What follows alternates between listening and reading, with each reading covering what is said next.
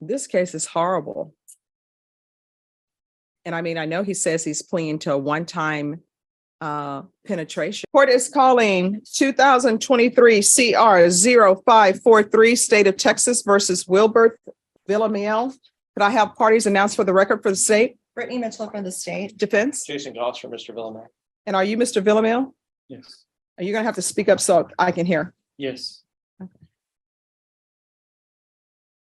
Counsel, have you received all the discovery and did you review it with your client? Yes, Your Honor. Court will find that the state is in compliance with discovery. Mr. Villamil, I'm showing you what's entitled True Bill of Indictment. Did you review that with your attorney? Did you understand it? Yes. Counsel, do you waive the reading of the indictment? Yes, Your Honor. State, are you proceeding on the indictment as presented? Your Honor, we are proceeding on count 3 and waiving counts 1 and 2. Any objections? No, Your Honor. Showing you what's entitled Court Admonishments and Defendants Waivers and Affidavit of Admonitions. Did you review that with your attorney? Did you understand it? Did you sign it in all the appropriate places? Yes. Did you understand you're charged with the offense of aggravated sexual assault of a child? That's a first-degree felony. The range of punishment is anywhere from 5 to 99 years in prison and life and up to $10,000 fine. Did you understand? Yes. If you have a plea bargain agreement with the state, the court does not have to follow your plea. If for any reason the court does not follow your plea and gives you more than you bargained for, the fact that you entered a plea will not be used against you and you will be allowed to withdraw your plea. Did you understand? Yes. Did you understand you have a right to jury trial, a right for you or your attorney to cross-examine and confront any witnesses the state would call in the right to remain silent? Yes, Your Honor. Did you understand by entering this plea bargain agreement, you were giving up those rights? Yes, Your Honor. And did you intend to give up those rights and enter into a plea in this case? Yes, Your Honor. Counsel, has your client been able to provide you with any defenses? Yes, Your Honor. Do you believe he has a rational as well as a factual understanding of the charges against him? Yes, Your Honor. Do you believe he's currently competent and was legally sane at the time of the offense? Yes, Mr. Your Villamil, has anyone threatened you, coerced you, or placed you in fear to get you to enter this plea? No. Has anyone promised you anything other than the plea? No. Are you satisfied with the way you've been represented? Yes. Are you a U.S. citizen? No. Counsel, has your client had a chance to confer with an immigration attorney? I have conferred with an immigration attorney. I have informed him that a plea to this is, he's actually a permanent resident. A plea to this would be a certain denial of future permanent residency and deportation after serving a prison sentence, which is what he's pleading to. All right. Mr. Vial, did your counsel advise you of the consequences of pleading no contest or guilty in the application of federal immigration law? What was that again? Sorry. I said, did your attorney advise you of the consequences of entering a plea in this cause number, either no contest or Yes. guilty, and how that applies to federal immigration law? Yes, Your Honor. Did that advice include possible consequences such as deportation, exclusion from the United States, or the denial of naturalization? Yes, Your Honor. Do you understand the consequences of entering a plea in this case as it relates to your immigration status? Yes, Your Honor. All right. Court will find that the defendant has knowingly and voluntarily waived his right to jury trial. Showing you the plea bargain page. Did you review that with your attorney? Did you understand it? Sure. According to the plea, you're pleading on count 3. Punishment is to be assessed at 15 years in the prison. There are no applications. There's to be no contact with the complainants, and there's Chapter 62 compliance. Did you understand? Yes, Your Honor. All right. Here's my question, because I see that affirmative finding of family violence has been crossed through. Is this Exactly. complainant his relative or not? Yes. Okay. Yes. All right. Did you understand that to be the plea? Yes, Your Honor. Defense, is that the plea? Yes, Your Honor. State, is that the plea? Yes. Showing you what's entitled waiver of appeal paragraph. Did you review that paragraph with your attorney? Did you understand it? Did you sign it in both places? Yes, Your Honor. Did you understand by signing that you're waiving your right to appeal? The only items that can be appealed are written pretrial motions that have been filed, heard, and ruled upon by the court. Did you understand? Yes, Your Honor. Counsel, have there been any such motions? No. Then to the offense is charged. How do you plead? Guilty, not guilty, or no contest? No contest. State, any evidence to support the defendant's plea? I know we offer states exhibit number 1 and all attachments. Okay. Showing you what's entitled waiver and consent to stipulation of testimony and stipulations. Did you review that document with your attorney? Did you understand it? Did you sign it in all the appropriate places? Yes, Your Honor. Again, did you understand you have a right to jury trial, a right for you or your attorney to cross-examine and confront any witnesses the state would call and the right to remain silent? Yes, Your Honor. Did you understand that today the state will be presenting evidence in the form of witnesses' statements and police reports, but most importantly, there will be no live testimony? Did you understand? Yes, Your Honor. Court will find that the defendant has knowingly and voluntarily waived and consented to stipulation of testimony and stipulations. Court will accept into evidence states exhibits 1 and attachments. Court has reviewed the same. The court will find there's sufficient evidence to find you guilty. Court will find you guilty. Is there a reason I should accept this agreement? Why am I accepting this agreement? Well, Your Honor, in this situation,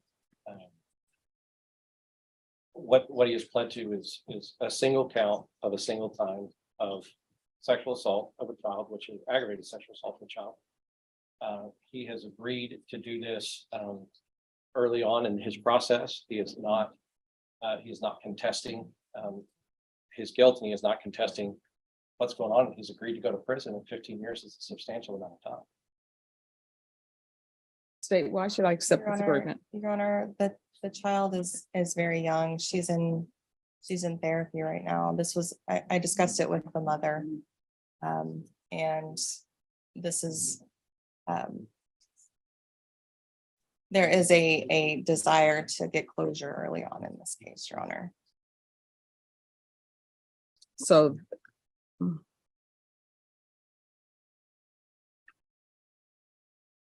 At this point, we haven't had to re-traumatize the child by bringing her in and talking to her about this case yet. this case is horrible. And I mean, I know he says he's pleading to a one-time penetration, but from reading this, He didn't say that. I said it because Okay. I was just talking about the legal Yeah. issues with that. So, but I mean, having a child having her brother lick his butt. that was something that I think was determined that did not happen. Well, she says that he asked her to lick his butt. That's a different one. Yes. What is wrong with you? Well, Your Honor, I'm not trying to like beat around the bush. She was showing me her crotch, and that's. And you got turned on. No, I didn't. I'm telling you, I'm not like physically like. Well, I did get turned on, but not. Well, after a while, she just kept doing that. I tell her not. You know what I mean? Like, So you blaming a 6-year-old? I'm Your not Honor- blaming my Your 6-year-old. Honor, if I may, my client was sexually abused when he was a child. How old is he now? He's 35 years old now. But the trauma that he suffered as a child has definitely surfaced in a way that is abhorrent. It's in a way that is obviously it's not good. And that's why we are here. And he is willing to go to prison, be a lifetime registered sex offender, almost certainly be deported. He'll never live. He's been in this country since he was 2 years old. He will never live in this country again legally. And he will. So have to he's live being released to, after he does his time, released to go somewhere else and deal with his trauma that may result in him molesting some other child? Well, he has, what he is hoping to do is, as you know, the TDCJ system offers a pretty comprehensive sex offender counseling and treatment. And of course, you know, he will at some point be wanting to go on parole. He knows that he's going to have to complete that. To do that, we have talked about it, explained it. He's going to take the opportunity to do that, as well as other programs that are offered in TDCJ. He is motivated to do that. And you know, at some point when he is released, as I said, he's going to go to a country that he has basically never lived in his entire life, which. And I what understand. country would that be? Mexico. They have nice beaches there. So again, we go back to the point. What were you thinking? Yeah, I can just say sorry, but like the only thing I can tell you is that I didn't like. I try not to hurt her. You know what I mean? Like, Wait, are you saying that you were molesting her, and as you were molesting her, you were molesting her in such a way because you didn't want her to hurt her? no, I asked her. you can put this in your mouth. That's it. And she said, no. I said, that's fine. Okay, that's it. No, this is not, this is a penetration. Your Honor, if what he has pled to is, and what he confessed to is by penetrating the anus with his finger. Mhm. And he had told the police when they asked him that he told the police that he did that at the time, which is another thing. He was honest with the police. He told them what he did. You know, and at this point, we're asking for this because we have agreed early on not to leave this on a docket, not to go through the process, not to have his daughter have to come in and, as the prosecutor said, be traumatized by this, have to come in and talk to prosecutors, have to get the phone call from the DA's office. They want it done. They're going through a divorce. He's never going to have custody of these children. He's lost basically everything, including the country where he grew up, and he's going to lose his freedom for up to 15 years and for a minimum of 7.5. But as the court knows, parole doesn't happen like that for these cases. They're doing 75-85% of their time. And so he's lost his freedom for more than a decade. He has done a horrible thing, and there's nothing that he can say right now that can explain that. I think the court's questions of him, how he has confessed to you and now that he has done it. And what No, he pled no contest. He pled no contest because I advised it because there's a civil case going on, but that's a legal advice that he was getting from his lawyer. Yeah, so I mean, I understand, but he pled no contest. So again, we're back to what were you thinking? Because I'm trying to figure out where you're coming from to figure out whether I should follow this plea or not. Sorry, Your Honor, I didn't do it. I didn't do it to like hurt my daughter. I tried, I'm begging and telling you, please, I'm telling you, please. I'm not trying to force my hand in her vagina or in her ass. I basically grabbed her and I put my finger where it shouldn't be. That's it. Like I can't, I don't know how to explain. No, so the way you're explaining it to me, you're making it seem like it was an accident. No, it wasn't So was it an accident or not? Because you're telling me you just grabbed her and you're making it seem like your finger just accidentally penetrated the the anus. thing is, I just don't know what she wants. Like, she's spreading her legs at me. Like, what do you want me to do? And like, she's spreading her whole vagina at me, like at least 4 or 5 times. Dropping her pants, like literally. Like, it's not like I'm telling you like my actions were right. I know, I'm just trying to figure out where you are mentally and yes. So if I grab my daughter's butt and I throw her on the bed and I didn't like forcefully sleep. Your Honor, at the time he told police officers that he had put his finger inside of her anus. So it wasn't accidental. Am I right in assuming that? He did not tell the police officers it was accidental. I don't think that he's trying to communicate that to the court. We are asking the court to follow this plea bargain. It is obvious that the man has sexual deviancy, and it's obvious all of those things that we have for people who are charged and people who are convicted of this. All of those things we're doing here. He's going to the penitentiary. He's going to be a registered sex offender for the rest of his life. All of those things are what's happening in this situation for people who have this apparent or this abhorrent behavior. He's obviously injured this child, and he understands that. He's signing for 15 years to go to prison because of what he's done. All right, so this is a life case, honestly. So State, you want to explain to me why the court should follow this 15 years? Your Honor, this was done, having been in this position, I have seen these cases that languish for 4, 5, 6 years. And I had discussion with the mother, and the benefit of the child was to get this done, have no right to appeal, so the child could move on. It's up to the court's discretion. I'm happy to reconfer with defense counsel as well on this. All right, if you all want to reconfer, the court would be willing to accept a plea of 20 years, not 15. If you all want to reconfer on that, you can.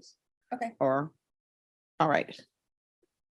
Your Honor, 2 things. I'm set in jury trial in County Court 13. They're starting to pick the jury now. Oh, tell them you're in felony court. I'll call County Court 13.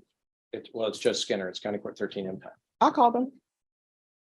So if you all want to confer and see if he's willing to accept 20 years, I can't talk to my client about something like this in the matter of a few minutes. I mean, this is something that we just asked for a reset. If that's what the court is asking us to do, it puts too much pressure on the attorney-client relationship for me to talk to him in the box about a complete reworking of this plea bargain.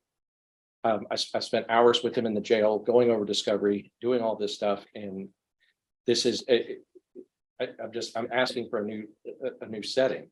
all right, Ms. Ferguson, recall this for tomorrow. And if I'm in jury trial Oh, at 12:13, you need to be here tomorrow. and have her jury wait. Yes. This is district court. So I'll see you all tomorrow. Diaz Hernandez Rivas. Court is calling 2023 CR 3139, State of Texas versus Cynthia Nicole Cabello. Should I have parties announced for the record for the state Brittany Mitchell to the state. defense? All right, and are you Miss Cabello? Yes. Am I pronouncing your last name right? Yes. Thank you. The double L's always throw me off. Counsel, have you received all the discovery and did you review it with your client? I have them. Court will find that the state is in compliance with discovery. Ms. Cabello, I'm showing you what's entitled application for deferred adjudication or community supervision. Did you review that with your attorney? Did you understand it and did you sign it? Yes, Your Honor. Showing you what's entitled true bill of indictment. Did you review that with your attorney? Did you understand it? Yes, sir. Counsel, do you waive the reading of the indictment? Yes, Your Honor. State, are you proceeding on the indictment as presented? Well, Your Honor, there should also be, we filed a written motion to amend to add a count to criminal mischief. Any objection? No, Your Honor. All right, Ms. Cabello, do you understand that the state is asking that the indictment be amended to add a count two, which is a criminal mischief count? Did you understand that? Yes, Your Honor. Did you understand that's a substantive change to the indictment? Yes. And did you understand your attorney has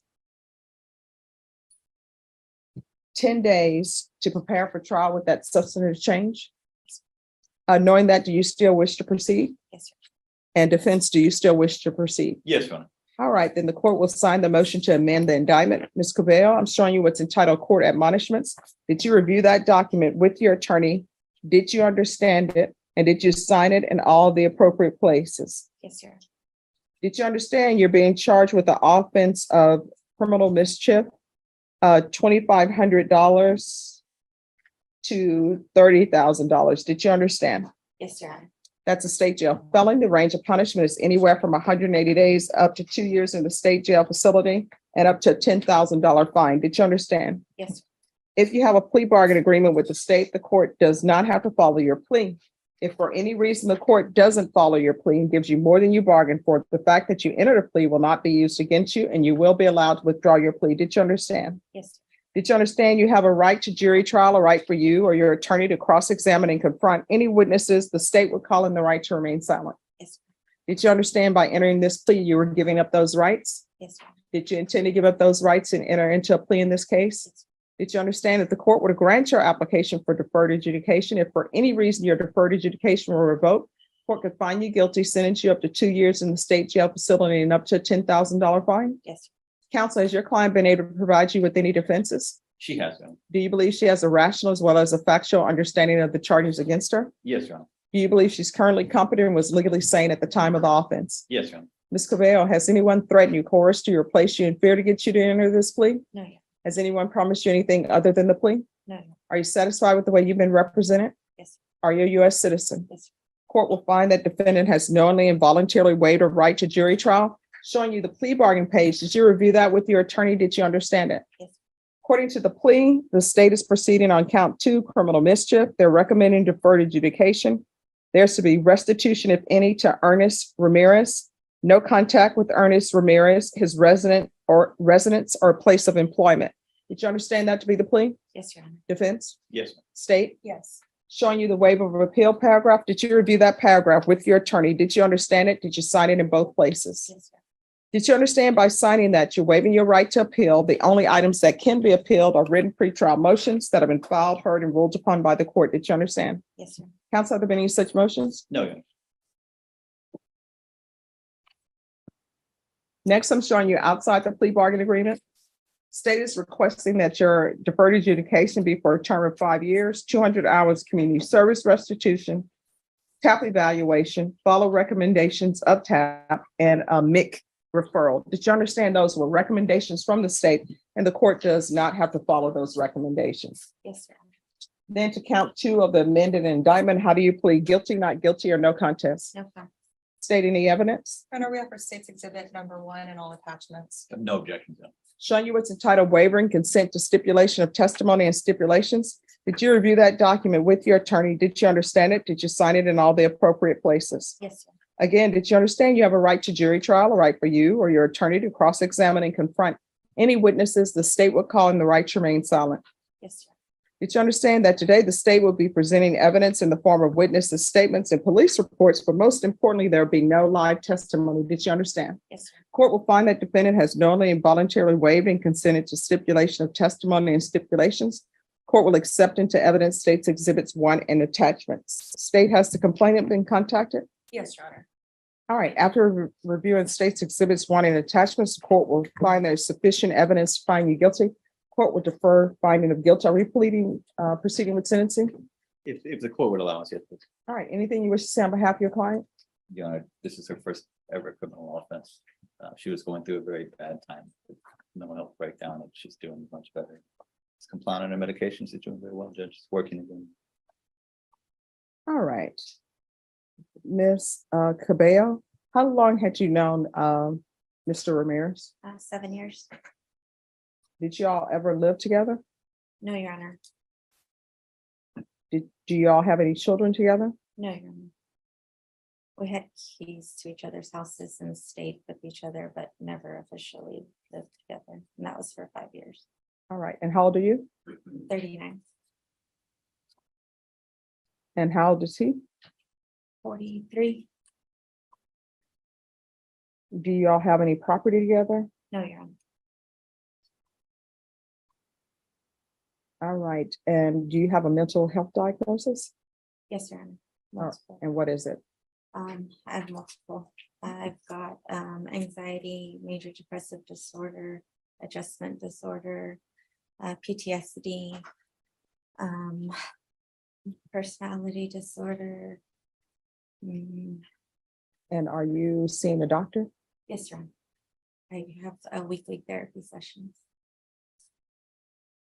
And who is your doctor? It just changed. His name is Michael something. I'd have to check on my phone. All right. She's treating through the UT health system. All right, this is what the court is going to do. Court is going to sentence you to 5 years deferred adjudication. Restitution, if any, to Ernest Ramirez. No contact with Ernest Ramirez or his residence or employment. So if you see him walking down the street, you need to cross the street, go back the other way. You understand? Zero contact. As far as this court is concerned, your relationship is over with him. If you have contact with him, you're looking at potentially going to prison, the state jail facility, for 2 years. Do you understand? Yes, Your Honor. Your Honor, if I may clarify one Mhm. issue in regards to place of employment. He is an officer with the UT Health Science Center Police Force. She used to be a dispatcher there. She is treating through the UT Health Science Center and has been for like over 10 years. Is that right? Yes. And her daughter is also treating at the same, through the same. I mean, she'll allow to be there for treatment, but if it's not her day for treatment, she's not to be there. I just wanted to clarify that so the court would know that she will be going there for treatment. She doesn't go to the police department or anything like that, but there's no way to tell where he will be on any given day at any given time. All right. So are you employed or no? I'm employed now. Yes, ma'am. All right, proof of employment within 30 days. There's to be no employment as a home health care provider or with minors. I work in a pediatrician office, Doing what? the front desk. Oh, see, when I say no employment as a home health care with minors, what I mean by that is, yes, it's okay for you to check them in, but you're not to watch them. You're not to act as a daycare. You're not to be one-on-one with them. Yes. So when their parents bring them in, you're just signing them in. You're not giving them shots or anything of that nature. You understand? Yes. All right. Are there any drug issues? No, Your Honor, not at all. It's all prescribed medications. All right. Probation, we'll still do a TAP evaluation. If they recommend inpatient treatment, we'll start with outpatient treatment Thank you. and sober support meetings. And we'll do a MIC referral. 200 hours of community service restitution.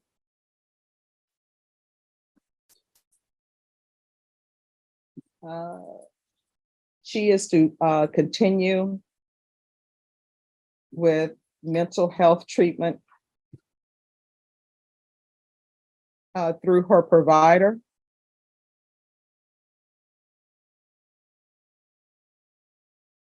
And the exception to contact with the complainant is only if she has a medical appointment. Since they're both at the same location. But even if you have a medical appointment, I don't see how you would have contact with him. It happened once where they were both on the same floor at one of the facilities and they crossed each other. They did not speak. Okay. Probation, is there anything else she needs? We'll do field visits one time per month for 3 months. And probation, if everything is fine after that, you can do field visits as you see fit. And there'll be regular reporting, of course, by Zoom or in person. And regular UAs.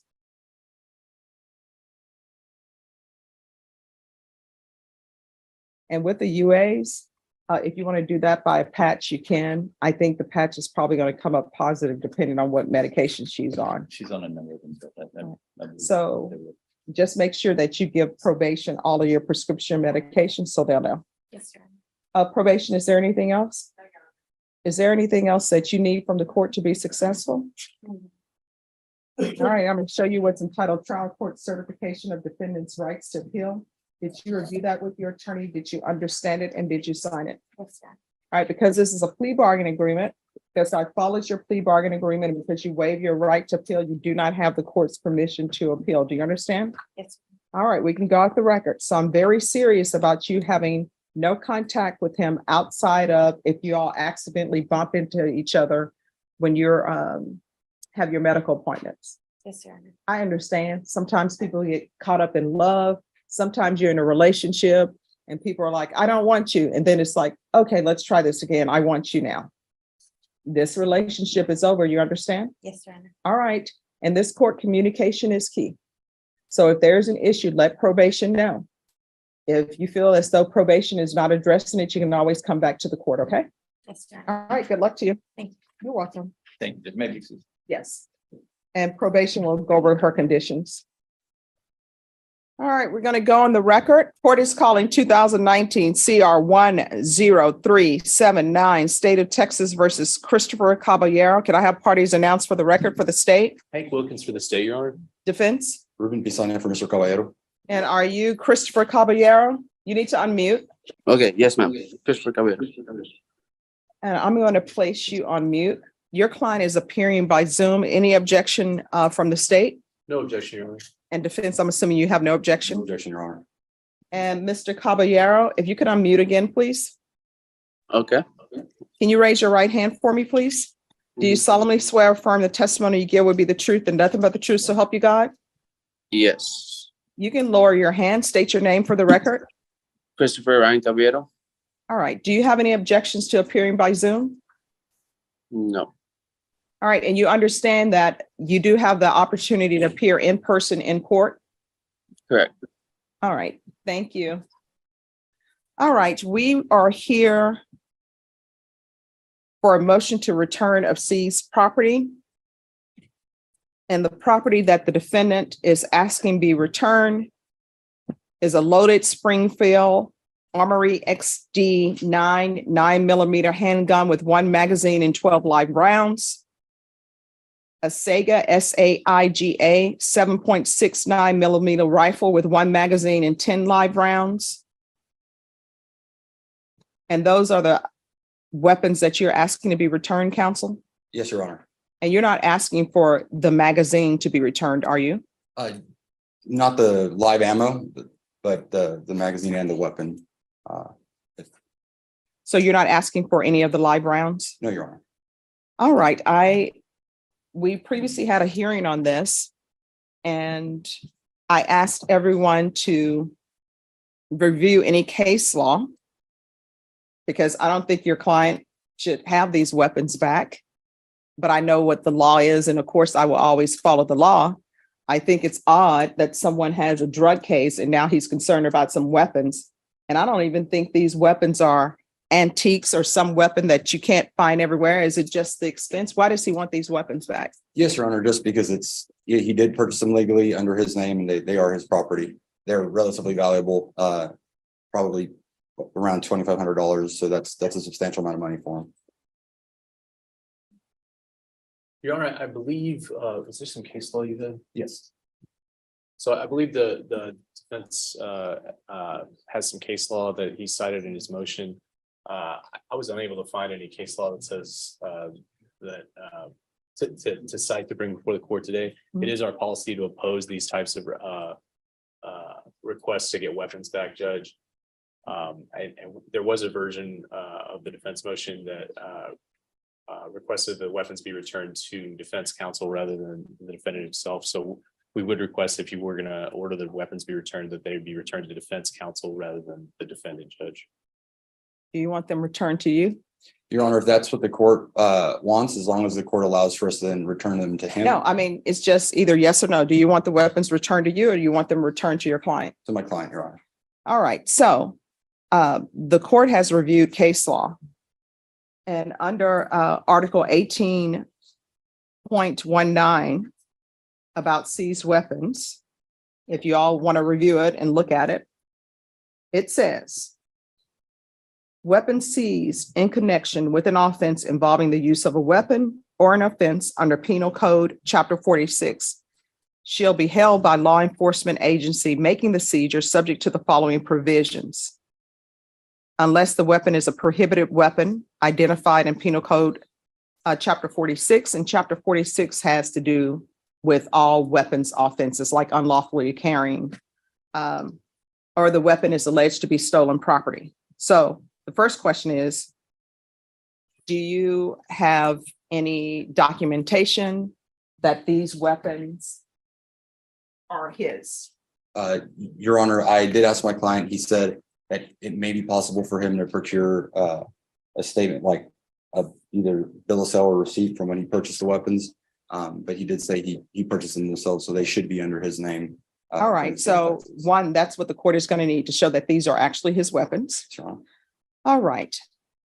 Now, the other thing, if there is no prosecution or conviction for an offense involving the seized weapon, the magistrate to whom the seizure was reported shall, before the 61st day after the date the magistrate determines that there will be no prosecution or conviction, notify in writing the person found in possession of the weapon that the person is entitled to the weapon upon written request to the magistrate. So he's already requested it back.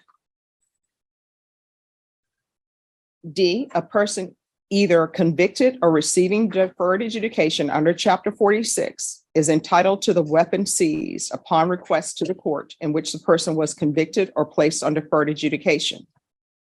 However, the court entering the judgment shall order the weapon destroyed or sold if the person does not request the weapons before the 61st day, which he has.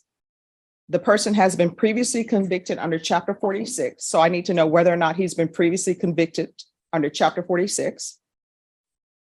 The offense for which the person is convicted or receives deferred adjudication was committed in or on the premises of a playground, school, video, arcade facility, or youth center, as those terms are defined. So I don't know, because this is a pretrial diversion. I don't know where he had the weapons. Or the court determines based on the prior criminal history of the defendant or based on the circumstances surrounding the commission of the offense that possession of the seized weapon will pose a threat to the community or one or more individuals. Here's the issue. It has to be a conviction or receiving deferred adjudication. He wasn't convicted. He didn't receive deferred adjudication. So if he provides proof to the court that these are his weapons, either through a bill of sale or some other documentation that the court can review, I am obligated legally to return the weapons to him. Do I think the weapons should be returned to him? Absolutely not. Do I think it's odd that he received a pretrial diversion for a drug case and he's concerned about weapons? That should be the least of his concerns. But legally, I must return the weapons. So I will return the weapons once he provide proof to the court that these are actually his weapons and not someone else. Your Honor. So he needs to provide that. And once that's provided to the court, we can place it on the record that I received that and we'll go from there. Yes, Your Honor. And that's the case law or the statute that the court has seen. If, when he provides the bill of sale, if he can, if somebody finds some new case law or something new happens, you can always let the court know. We can go off the record. But as it seems here in Texas, they're even close to passing a law where people who violate protective orders, that they can have their weapons back. And I think we're going to get to the point where even if you have a domestic violence case, I think the government, the Texas legislature is looking at even giving them weapons back. So that's where we are. Yes, ma'am. So, and if you all would like, you can, the article is 1819. Yes, ma'am. And so counsel, as soon as you have that information, just come back to the court. Absolutely. Okay. Thank you, Your Honor. And I'll make sure that I look at it and review it. And if somebody has an issue where you think, oh, this is not the appropriate bill of sale, just let the court know. Absolutely. And I'll provide it to you in advance. All right. Is my client excused? Yes, your client is free to be excused. Thank you, Mr. Caballero. Thank you very much. Have a good day. All right, where are we on this case? Judge, I just got appointed. Yes, I know. A few minutes ago. Yes. Judge, we haven't had a chance to confirm yet. All right, so I'll let you all confer. And what I'll do is I'll give you all a 30-day reset, and that will be for discovery to make sure you have your discovery information. And then after that will become a plea deadline date. Then after that, potentially a jury trial date. Sounds good, Judge. All right, could I have a 30-day reset on Al Anezi? Is that how you pronounce your last name? Alanis. Oh, Alanis. Al-Nazis? Alanis. Al-Lazis? Al-Anisi. Al-Anezi? Anisi. Alazi. Yeah. Okay. All right, I'm gonna work on that, I promise. Judge, August 15th. Judge, with all due respect, I was appointed to him. Did he hire a lawyer or? No, I'll talk to you. yes. All right, so let me ask you this, does he need an immigration attorney? We have one on staff, Judge. Yeah, that's why we're Yes. moving it. It's got a high needs case. All right, and does he have interpreter needs or no? That's why. And we'll work on that too, Judge. All right, and is it Farsi or what is Arabic? Yeah. Okay, my Arabic is shaky, but one of my friends was Arabic. Well, they're still alive. They're Arabic. They taught me certain things. I don't know a lot of the language. Well, if they're Yalla. able to come in and. I don't know that one. That's all I know. Okay, see, I know hurry up in every language. All right, so interpreter Arabic. All right, so that's your new court date. Your new court date is going to be on August 15th, and that will be for discovery. Thank you, Judge. All right, thank you. Thank you so much. You're welcome. Leslie Cox. Who's present, right, Judge? Oh, wait a minute. This is Kimberly Burley's daughter. Hi. Judge Burley's daughter, I should say. All right, so where are we on this case? You have all the discovery? I don't, Judge. It's the Live Oak PD case, I have that discovery. and I have all the Okay. discovery. So some videos were sent to the DA's office. Those are going to be uploaded today. Mhm. I'll need some time, of course, to get those, review those, et cetera. It's our first setting. We do have an offer. We have represented the court that we have received that part of the discovery. Okay. All right, Ms. Ferguson. On Leslie Cox, can you give them a 30-day reset for discovery?